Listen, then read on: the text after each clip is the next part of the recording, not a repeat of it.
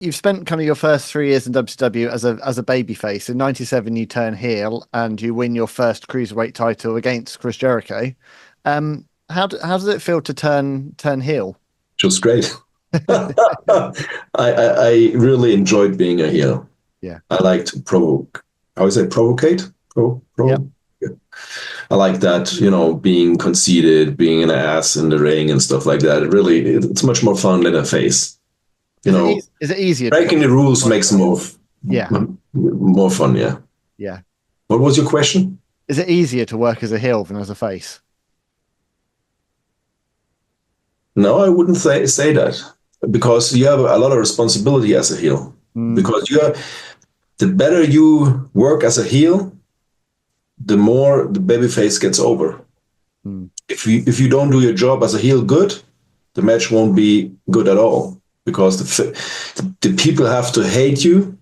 So when the babyface does a comeback or a shine spot or whatever or some stuff to you, that they are happy that people. If they don't care about you, then So it's much more fun to work heel, I would say, but not easier. no. What was it like to work with? You mentioned you had your first his first match in WCW.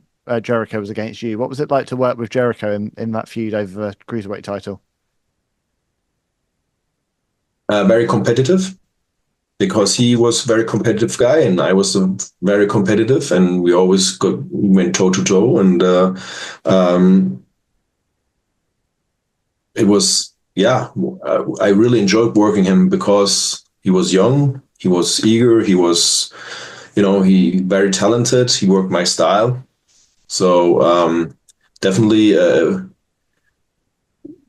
one of my better opponents, which I wanted to work with. And of course, you were both, WCW guys in '97 at a time when so much television time and attention was being given to the NWO.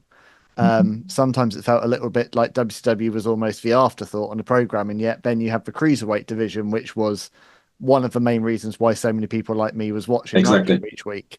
Um, did you ever feel like within the WCW kind of locker room that you were a bit overshadowed by the NWO storyline, or did you just think this is our part of the show and we're going to make this the best we can?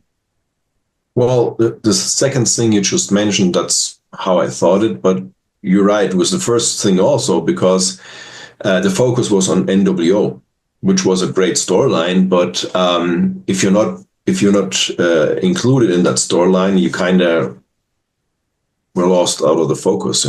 So yeah, that wasn't good for most cruiserweights. No, I wouldn't say that.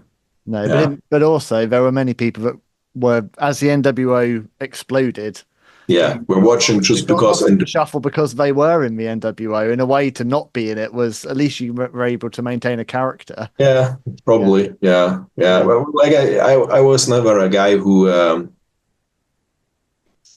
My dad said you're a pro, and whatever the office tells you to do, you get paid, so you do it. So at that time, I was very young, and I wasn't into all the backstage politics and thinking about, oh, I should be there or there or there. I learned very soon that if you are in this business, um, you shouldn't be jealous or anything like that, because or think about, oh, I have to lose here and I have to lose here again and stuff like that, because that tears you apart, your inside. And I just love the lifestyle. I love being in the ring, being a wrestler, and so I try to keep that away from me. So I still have my passion for it and stuff like that, and the fun of it and stuff like that. So I never thought about oh, I have to be buddies with this and this guy to get to in the NWO and stuff like that. Um, so that was fine for me.